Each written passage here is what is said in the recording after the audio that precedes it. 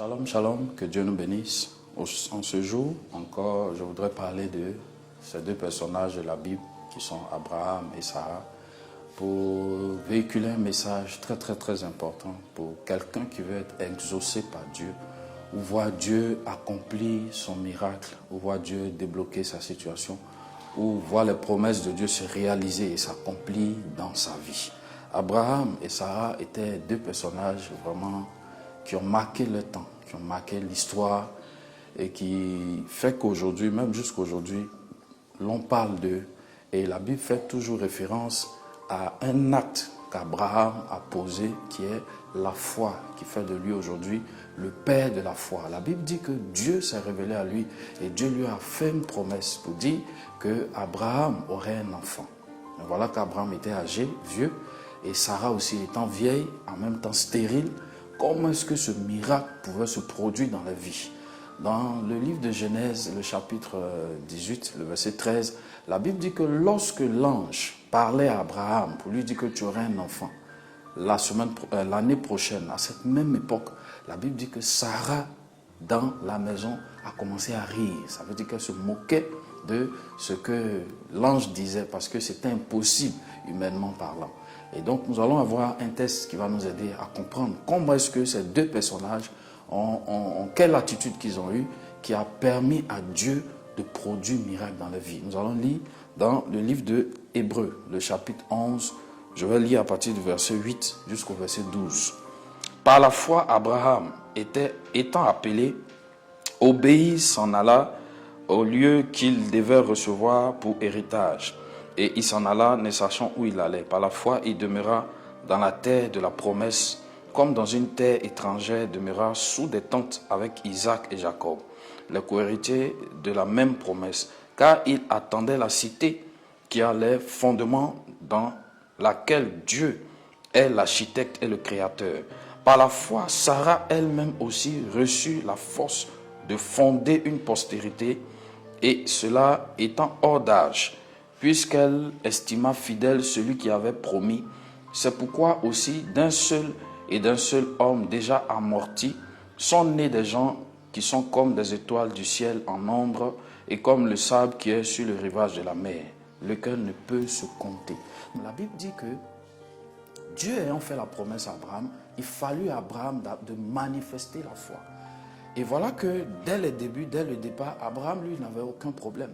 C'est vrai qu'il était allé se plaindre devant Dieu, mais par la suite, Abraham a manifesté sa foi. En lui, il croyait que le miracle pouvait se produire. Nous pouvons voir cela dans le livre de Romains. Si nous lisons Romains chapitre 4, du verset 17 jusqu'au verset 25, nous voyons comment est-ce que Abraham s'est démarqué des autres personnages, des autres personnes, en manifestant sa foi. Mais l'obstacle était au niveau de sa femme. La Bible dit que pendant que les anges lui parlaient, Sarah riait. Pendant qu'il fallait que Abraham et Sarah aient la foi requise pour avoir le miracle, Sarah est devenue l'obstacle à leur bénédiction parce qu'elle a commencé à rire. Derrière ce rire, il y avait la moquerie, il y avait le doute, il y avait le manque d'espoir, le manque de confiance parce qu'humainement parlant, cela était impossible. Mais Sarah s'est ressaisie. Quand nous lisons dans le livre d'Hébreux, la Bible dit Sarah aussi eut la foi. Par la foi, Hébreux 11, 11. Sarah aussi, par la foi, crut que ce qui était impossible pouvait devenir possible. Pour dire à quelqu'un que tu peux avoir prise de mauvaises décisions, mal agi, tu peux être tombé dans certaines bassesses, mais tu peux aussi te relever et manifester la foi. La Bible dit la foi, c'est l'assurance des choses qu'on espère et la démonstration de celles peut-être qui n'existaient pas. Il faut démontrer par des actes, il faut croire. Alléluia. Donc Sarah au départ ne croyait pas, mais elle a décidé de croire. Puisque son mari croit, il faudrait qu'elle aussi croie pour avoir ce miracle. Peut-être que tu es un obstacle pour des gens. Peut-être que par ta vie, par les actes que tu poses, tu mélanges dans certaines relations, tu mélanges dans certains milieux, dans certains groupes, dans certaines entreprises. Mais Jésus te demande de te ressaisir et de prendre le droit chemin pour que le miracle se produise. Voilà des personnes qui étaient des vieillards. Mais comment est-ce qu'Abraham pouvait aller toucher même Sarah? pour avoir, excusez-moi des thèmes, cette relation physique pour que Sarah puisse concevoir. Il fallait un changement de mentalité. Parce qu'ils étaient peut-être découragés, peut-être qu'ils n'avaient plus de désir. Mais la Bible dit, ils ont mis toutes ces choses de côté et ils ont décidé de marcher par la foi. Marcher par la foi, c'est oublier tes sentiments, oublier ce que tu ressens parfois, oublier ce qui ne va pas et décider de marcher selon la parole de Dieu. Rien que la parole de Dieu. Nous connaissons un texte dans le livre de Matthieu, chapitre 14. La Bible dit que Jésus a ordonné à Pierre, à partir du verset 29, de marcher sur les eaux. Et Pierre a dit, suis ta parole. Dans le livre de Luc, le chapitre 5 également, Pierre a dit, suis ta parole. Je jette les filets. Pierre a marché sur l'eau. Pierre a attrapé une grande quantité de poissons. Tout cela par la foi. Abraham et Sarah ont manifesté leur foi. Ils ont abandonné, oublié tout ce qui n'allait pas. Et ils ont marché en fonction de ce que Dieu leur disait.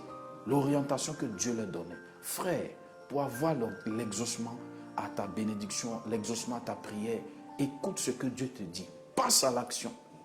Ne reste pas assis, ne reste pas assise. N'aie pas peur, ne te laisse pas intimider. Laisse Dieu te guider à travers ce qu'il te dit.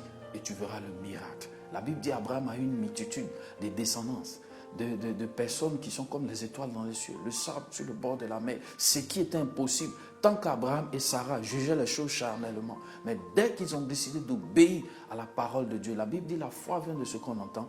Ce qu'on entend vient de la parole de Dieu. Ce que Dieu t'a dit, marche sur ce que Dieu t'a dit. Ce que Dieu t'a promis, vis en fonction de ces choses. Avance en fonction de ce que Dieu t'a fait comme promesse. Que Dieu te bénisse et que le miracle t'accompagne. Que des choses auxquelles tu ne croyais pas deviennent possibles dans ta vie. Que ce qui n'existait pas vienne à l'existence au nom de Jésus-Christ.